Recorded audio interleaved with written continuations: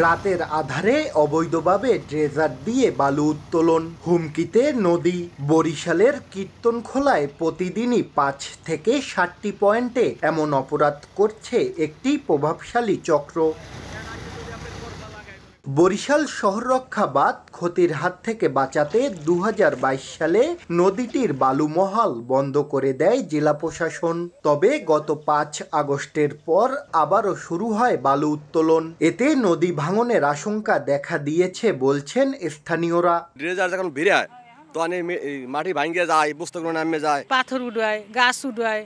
এলি আমরা যদি কিছু কই হেলে আমাকে হেরা মারতে হয় পুলিশ। এদিকে নদীর দুই পারে জমে উঠেছে জমজমাট বালু ব্যবসা। প্রতি ফুট বিক্রি হচ্ছে স্বাভাবিকের চেয়ে কয়েক গুণ বেশি দামে। তবে এ বিষয়ে ক্যামেরার সামনে কথা বলতে রাজি নন সংশ্লিষ্টরা।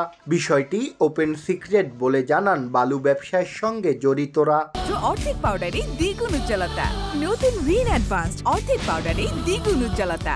আমার নাম কই আমি কি কোন যে নদীর ডাক আছে সরকারি টাকা দিয়া ডাকটা নেছে, ওই জায়গাতে মাটি আনলে ওকে মামাকে বরিশালের এসব নদীর ডাক নেই। ডিসি সাহেব যদি চিন্তা করে যে আমার এই সিটির মধ্যে কোনো এই কীর্তনখোলা নদীতে বালি কাটতে পারবে না, প্রশ্নই আসে না, কাটতে পারবে না। এ বিষয়ে ক্যামেরার সামনে কথা বলতে রাজি নন জেলা প্রশাসনের কোনো কর্মকর্তাও। তবে শিগগিরই বালু উত্তোলনকারীদের বিরুদ্ধে ব্যবস্থা নেওয়ার আশ্বাস নৌ পুলিশের। উপজেলা নির্বাহী কর্মকর্তা মহোদয় বা অ্যাসিলেন্ট যৌথ যদি সমন্বিতভাবে টাস্ক ফোর্সের মতো একটা টিম হিসেবে কাজ করা যায় তাহলে আমাদের মনে হয় আরও বেশি ফলপ্রসূ রেজাল্ট আমরা পাবো। বরিশাল জেলার 10টি উপজেলার মধ্যে বর্তমানে বাকেরগঞ্জ উপজেলায় 2টি, বানারীপাড়ায় 3টি ও বাবুগঞ্জের 1টি পয়েন্টে বালুমহাল ইজারা দিয়েছে জেলা প্রশাসন।